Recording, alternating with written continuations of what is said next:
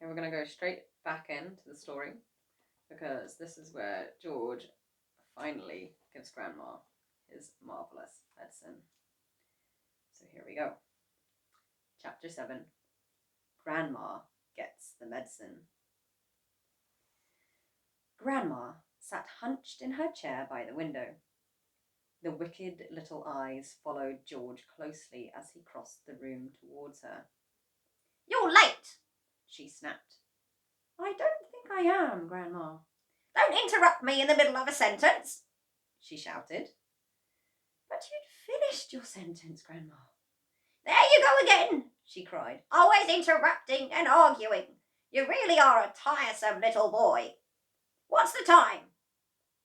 "It's exactly 11 o'clock, Grandma."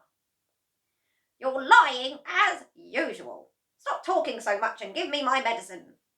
Shake the bottle first, then pour it into the spoon and make sure it's a whole spoonful." "Are you going to gulp it all down in one go?" George asked her. "Or will you sip it?" "What I do is none of your business," the old woman said. "Fill the spoon." As George removed the cork and began very slowly to pour the thick brown stuff into the spoon, he couldn't help thinking back upon all the mad and marvellous things that had gone into the making of this crazy stuff. The shaving soap, the hair remover, the dandruff cure, the automatic washing machine powder, the flea powder for dogs, the shoe polish, the black pepper, the horseradish sauce, and all the rest of them, not to mention the powerful animal pills and powders and liquids, and the brown paint. "Open your mouth wide, Grandma," he said, "and I'll pop it in." The old hag opened her small, wrinkled mouth, showing disgusting, pale brown teeth. "Here we go," George cried out. "Swallow it down." He pushed the spoon well into her mouth and tipped the mixture down her throat. Then he stepped back to watch the result. It was worth watching. Grandma yelled, "Owie!" and her whole body went whoosh into the air. It was exactly as though someone had pushed an electric wire through the underneath of her chair and switched on the current. Up she went like a jack-in-the-box. And she didn't come down. She stayed there, suspended in midair, about 2 feet up, still in a sitting position, but frigid now, frozen, quivering, the eyes bulging, the hair standing straight up on end. "Is something wrong, Grandma?" George asked her politely. "Are you all right?" Suspended up there in space, the old girl was beyond speaking. The shock that George's marvellous mixture had given her must have been tremendous. You'd have thought she'd swallowed a red-hot poker the way she took off from that chair. Then down she came again with a plop back into her seat. "Call the fire brigade!" she shouted suddenly. "My stomach's on fire!" "It's just the medicine, Grandma," George said. "It's good, strong stuff." "Fire!" the old woman yelled. "Fire in the basement! Get a bucket! Man the hoses! Do something quick!" "Cool it, Grandma," George said.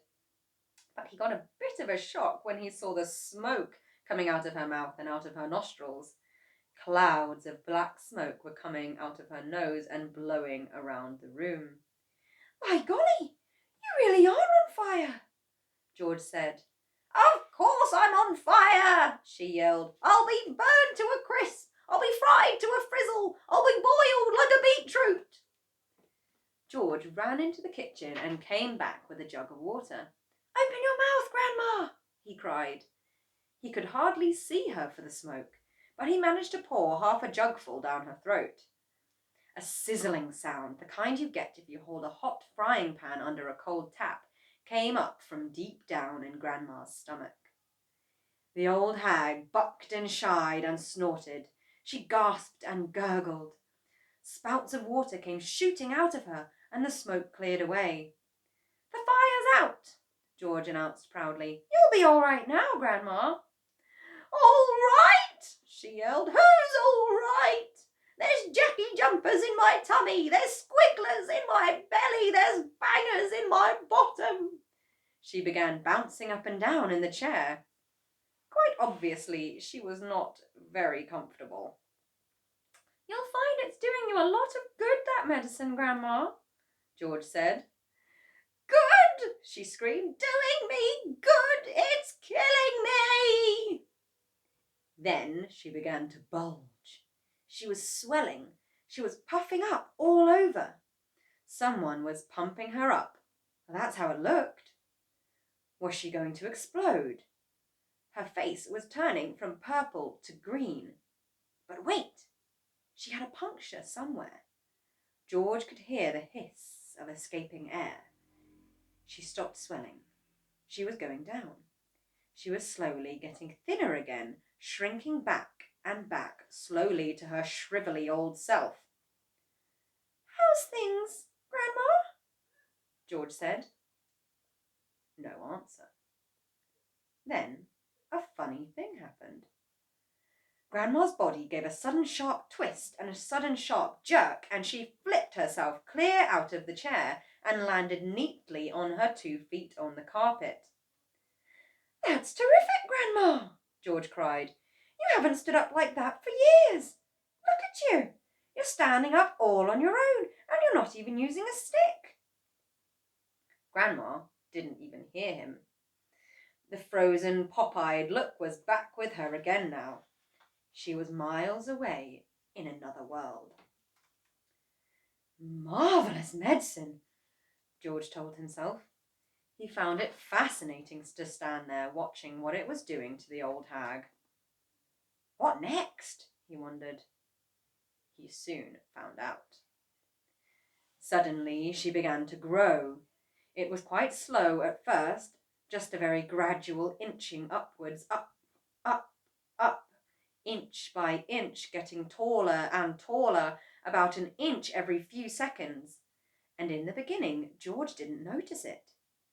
But when she had passed the 5'6" mark and was going on up towards being 6 feet tall, George gave a jump and shouted, Hey, Grandma! You're growing! You're going up! Hang on, Grandma! You better stop now or you'll be hitting the ceiling! But Grandma didn't stop. It was a truly fantastic sight, this ancient, scrawny old woman getting taller and taller, longer and longer, thinner and thinner, as though she were a piece of elastic being pulled upwards by invisible hands.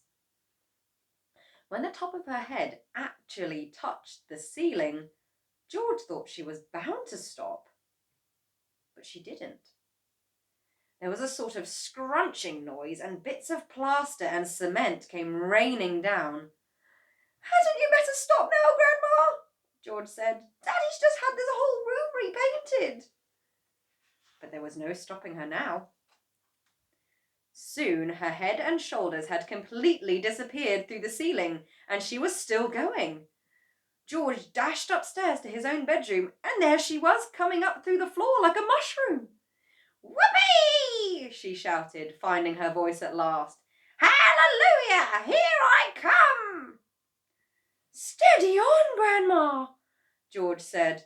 With a hey, noddy, no, and up we go, she shouted. Just watch me grow. This is my room, George said. Look at the mess you're making. Terrific medicine, she cried. Give me some more. She's dotty as a donut, George thought. Come on, boy, give me some more, she yelled. Dish it out, I'm slowing down. George was still clutching the medicine bottle in one hand and the spoon in the other. Oh well, he thought, why not? He poured out a second dose and popped it into her mouth. Ah-wee! She screamed, and up she went again. Her feet were still on the floor downstairs in the living room, but her head was moving quickly towards the ceiling of the bedroom. I'm on my way now, boy, she called down to George. Just watch me go. That's the attic above you, Grandma, George called out. I'd keep out of there. It's full of bugs and bogles. Crash! The old girl's head went through the ceiling as though it were made of butter. George stood in his bedroom, gazing at the shambles. There was a big hole in the floor and another in the ceiling, and sticking up like a post between the two was the middle part of Grandma. Her legs were in the room below, her head in the attic. "I'm still going," came the old screechy voice from up above. "Give me another dose, my boy, and let's go through the roof." "No, Grandma, no," George called back. "You're busting up the whole house." "To heck with the house," she shouted. "I want some fresh air. I haven't been outside for 20 years. "By golly, she is going through the roof," George told himself. He ran downstairs. He rushed out of the back door into the yard. It would be simply awful, he thought, if she bashed up the roof as well. His father would be furious, and he, George, would get the blame. He had made the medicine. He had given her too much. "Don't come through the roof, Grandma," he prayed. "Please don't." And we're going to leave it there for today. And I'll see you in the next video. Bye.